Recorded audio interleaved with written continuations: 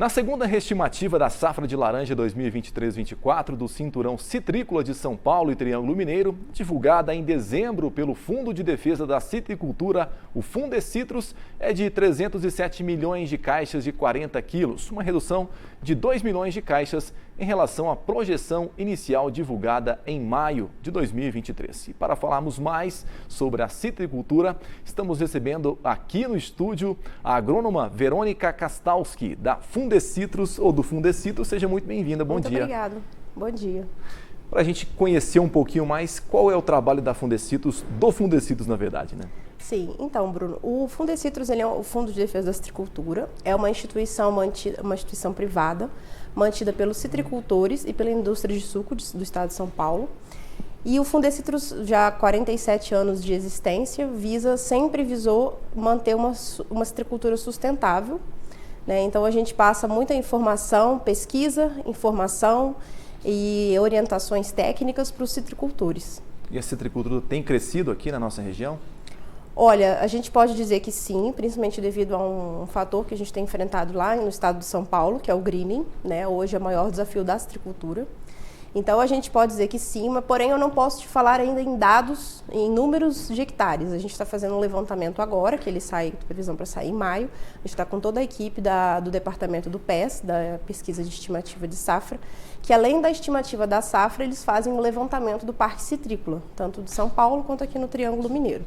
Então essa citricultura ela tem migrado aqui para o Triângulo Mineiro, tanto aqui quanto Mato Grosso, Mato Grosso do Sul, Goiás e Paraná. Mas assim, já é notório esse aumento, essa migração da citricultura para a nossa região. A gente fala um pouquinho de produtividade. Tem melhorado, tem aumentado? Assim como as outras culturas, a cultura dos citros, a gente emprega muito a tecnologia, cada vez mais vem se crescendo as tecnologias, irrigação, manejo de poda, né, muitas tecnologias envolvidas, mas a gente ainda depende muito do clima, né? Então, se a gente tem um ano que ele é um ano muito favorável, a gente tem uma produtividade boa. Só que quando a gente for comparar com países, por exemplo, como a Flórida, a nossa produtividade é muito boa, tá? A Flórida, infelizmente, ela andou perdendo para a citricultura lá da Flórida, perdeu para o greening, tá? Então, a nossa produtividade é considerada, essa última estimativa da safra 23-24, ela é uma produtividade considerada média. Não é das maiores que a gente já atingiu, mas é uma produtividade considerada média. Tá. Né? E aí agora a gente precisa, o pessoal está trabalhando no campo, né? Está sendo feito esse levantamento do parque citrícola. Né?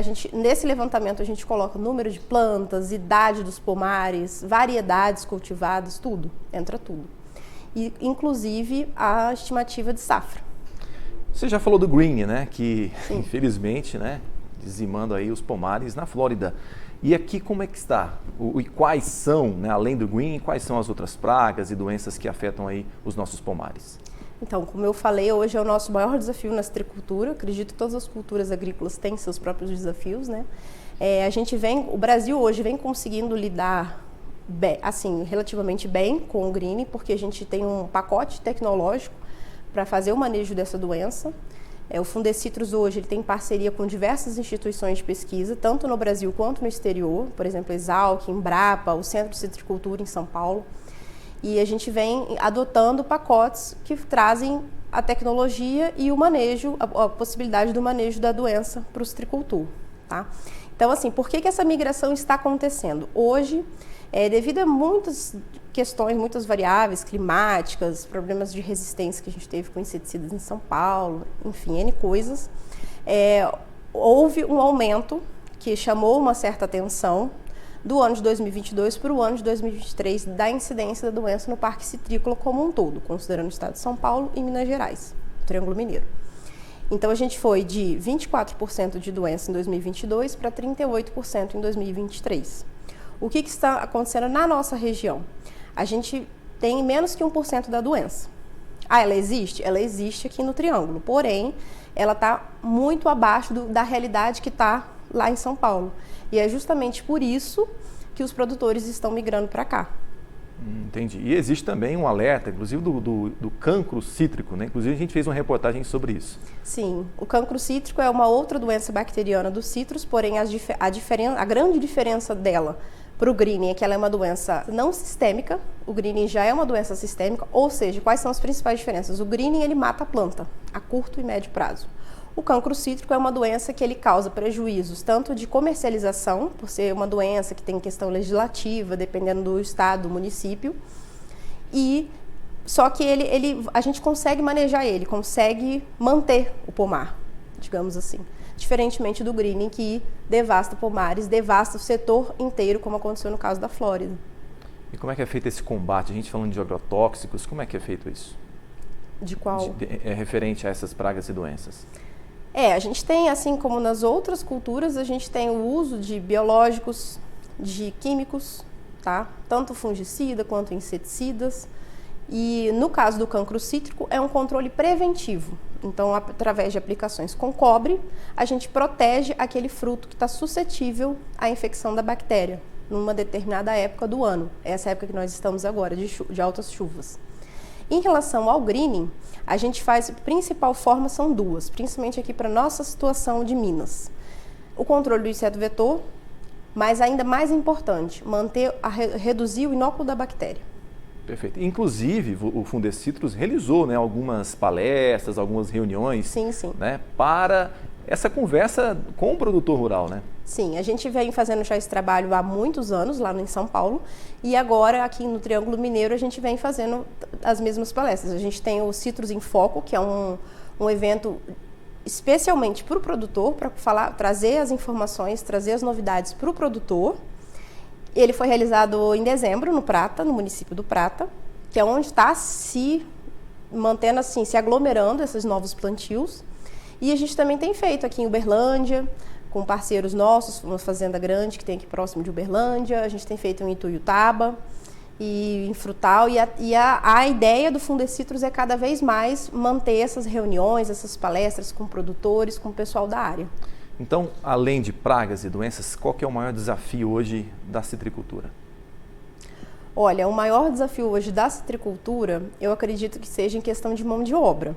Mas eu acho que isso não está relacionado só à citricultura, né? Acho que isso é num todo. Num todo, né? Tá? Mas a citricultura é importante, eu acho que é muito importante a gente ressaltar que ela é uma citricultura, hoje o Brasil, ele é o que detém a maior citricultura, a citricultura mais sustentável do mundo. Tá? Eu acho que é uma informação importante para trazer para o pessoal, né, que está ouvindo a gente, que hoje a cada 3 hectares de laranja plantados, a gente tem 1 hectare de mata conservada. Tá?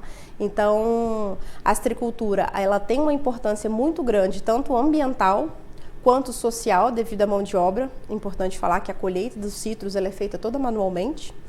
E pela questão, essa questão social de emprego e ambiental. E melhora a economia do município também, né? Que bom, né? Eu acho que a sustentabilidade está sempre em alta e a gente realmente tem que preservar, né, o que é nosso, né? Com certeza. O Brasil hoje é o maior exportador de suco de laranja, né? Sim. Por quê? Olha, durante muitos anos a Flórida ficou emparelhada com o Brasil, né? Na verdade, ela era a maior produtora e exportadora de suco de laranja do mundo. E devido à questão do greening, por diversas questões, a Flórida lidou de maneira diferente com o greening em relação a como nós viemos lidando. Esse ano a gente completa 20 anos que a doença chegou no Brasil e a gente veio sempre trabalhando na questão de manter inóculo baixo e controlar a população do inseto vetor. Para as pessoas entenderem, o psilídeo, que é o vetor causador do greening, né, ele transmite a bactéria de uma planta para outra, é como se fosse o mosquito da dengue. Então, é uma doença muito complexa em termos de... Porque não depende só de uma pessoa, depende de todos os citricultores, depende de cada um fazer o seu papel. Mesma coisa, né? Quando a gente se relaciona com a dengue. Então, hoje a gente tem essa mentalidade de fazer todo esse pacote tecnológico. A gente tem as nossas ferramentas para controlar o greening, tanto dentro dos pomares comerciais quanto fora dos pomares, ao redor dos pomares comerciais. Então, eu acredito que hoje o Brasil, ele detém a maior produção e exportação de suco de laranja no mundo. A gente fala que a cada 10 copos de laranjas consumidos no mundo, 7 são brasileiros, né? E com muito orgulho isso. Então, infelizmente, o greening, ele conseguiu diminuir muito a produtividade e os pomares da Flórida, e nós viemos aí nessa luta, nessa batalha, que eu tenho certeza que a gente, com uma hora, vai conseguir vencer. Tá bom, recebendo então aqui hoje no estúdio a Verônica Kastalski, que é agrônoma do Fundecitrus, que é o Fundo de Defesa da Citricultura. Aquele produtor que quer, né, também receber algum auxílio, alguma orientação do Fundecitrus, como é que ele faz para ser um associado? Como é que é? Uma associação? Como é que... Não, não é uma associação, tá? O citricultor, todos eles são parceiros do Fundecitrus, tá? Desde o pequeno, do médio e do grande, todos eles que estão inseridos dentro do setor de produção e comercialização de laranja, para o suco de laranja, eles podem estar procurando a gente tem o site do Fundecitrus, www.fundecitrus.com.br, tá? Ou através das nossas redes sociais, no Instagram, no Facebook. A gente tem uma rede de comunicação muito forte e os produtores podem procurar a gente. A gente também tem o 0800, que é estampado no carro, que vive rodando por aí. Então, quando os produtores precisarem de ajuda, precisarem de uma orientação técnica, precisarem de uma visita, uma parceria com o Fundecitrus, nós estamos aí. E o Fundecitrus mantém, no caso, você aqui na região, percorrendo as propriedades, né? Sim, hoje nós estamos com uma equipe que se iniciou há uns 5, 6 meses atrás, específica aqui no Triângulo Mineiro. Então, sou eu que estou à frente, né? E a gente tem aqui nossa equipe do alerta fitossanitário, que eu acho muito importante falar, que é o monitoramento do inseto vetor. Então, a gente não sabe como lidar com o que a gente não conhece. Então, a partir do momento que a gente entende e sabe como está a população do psilídeo, a gente consegue tomar tratativas de manejo do greening. Então, a gente tem uma pessoa responsável pelo monitoramento, pelo alerta fitossanitário, e temos também de 2 a 3 pessoas que estão ajudando a gente nas ações de manejo externo. Perfeito. Verônica, muito obrigado pela sua entrevista. Eu que agradeço pela oportunidade de poder falar um pouco da citricultura aqui em Minas. Tá bom. Recebendo então hoje aqui a Verônica Kastalski, agrônoma da Fundecitrus, que é o Fundo de Defesa da Citricultura.